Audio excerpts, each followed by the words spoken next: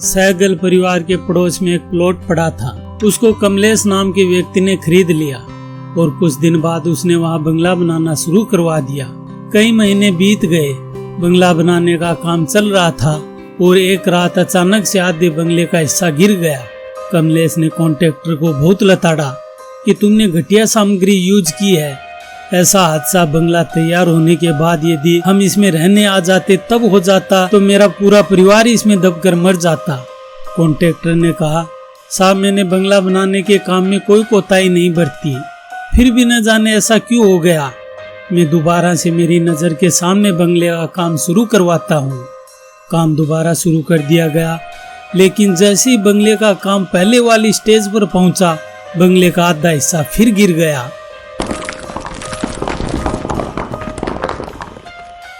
कमलेश ने उस कॉन्ट्रैक्टर से अपना बंगला बनाने का कॉन्ट्रैक्ट खत्म कर दिया और दूसरे कॉन्ट्रैक्टर को वो काम सौंप दिया, मगर जैसे ही बंगला पहले वाली स्टेज पर पहुंचा तो आधा हिस्सा फिर गिर गया। कमलेश भी परेशान हो गया। उसने सोचा, आखिर ये सब हो क्या रहा है। दूसरे वाले कॉन्ट्रैक्टर ने काम करने से इनकार कर दिया और कहा, बार बार मैं नुकसान नहीं उठा सकता, काम करने में कोई कोताही नहीं बरती जा रही है, फिर भी ऐसा हो रहा है। एक दिन कमलेश अपने पड़ोसी सहगल के पास जाता है और कहता है, सहगल साहब, आप तो यहाँ कई वर्षों से रह रहे हो, आपके साथ तो ऐसा कुछ नहीं हुआ, मगर मेरे साथ ये सब क्या हो रहा है। यहाँ कोई ऐसा वैसा चक्कर तो नहीं है ना। सहगल हंसते हुए कहता है, कमलेश ऐसा यहाँ कुछ नहीं है, मेरा एक दोस्त है जो बिल्डर है, आपके बंगले का काम में उसको दिला देता हूँ और वह पूरा स्ट्रक्चर दोबारा से बनाएगा। पता नहीं कहीं कोई खामी रह गई होगी जिसकी वजह से बार बार बंगले का आधा हिस्सा गिर रहा होगा। सहगल का दोस्त बंगले का काम नए सिरे से चालू करता है। कुछ महीने बाद बंगला जितना बनाने के बाद गिरता था वहाँ तक बनकर तैयार हो जाता है। सहगल उस रात बंगले को देखने के लिए अपने घर से बाहर जाता है तो वह देखकर चौंक जाता है। सहगल का बेटा सूरज उस बंगले को धक्का देकर आधा गिरा देता है। सहगल अचंभा करता है, ये सब मेरा बेटा सूरज कर रहा है, आखिर वो ऐसा कैसे कर सकता है। यह तो संस्कारी लड़का है।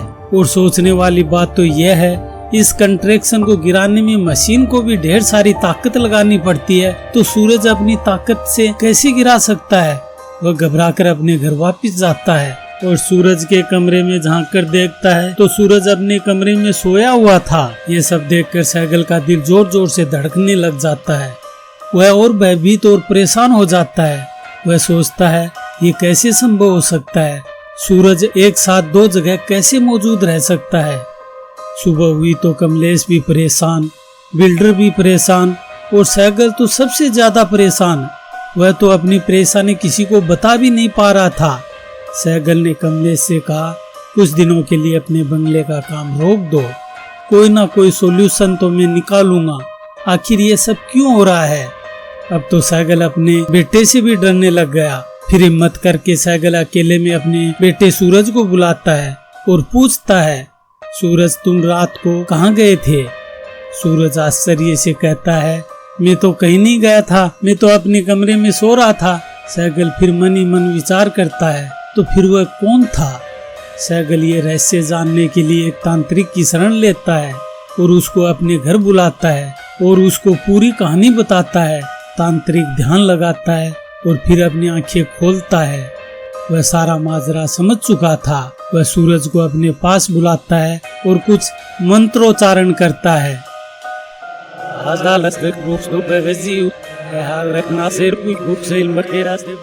फिर वह सूरज से कहता है, सूरज बेटा अपने दिमाग पर जोर दो और सोचो तुम्हारे साथ कुछ घटित होता है क्या। सूरज दिमाग पर जोर देता है और उसे कुछ धुंधला धुंधला सा याद आने लगता है और फिर वह कहता है, तुम लोगों ने मेरी जान भी ले ली और यहाँ दफना भी दिया, मगर याद रखना ये प्लॉट मेरा है, मैं इसे नहीं छोड़ने वाला, मैं इस पर किसी को कुछ नहीं बनाने दूंगा। और फिर सूरज उस तांत्रिक और अपने घर वालों को देखकर कहता है, तुम लोग कौन हो और मुझे यहाँ क्यों बुलाया है, मेरे घर वाले कहाँ हैं।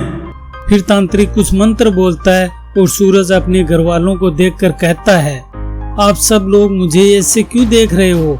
तांत्रिक कहता है, कुछ बात नहीं है सूरज, तुम जाओ और अपना काम करो। सूरज वहाँ से चला जाता है।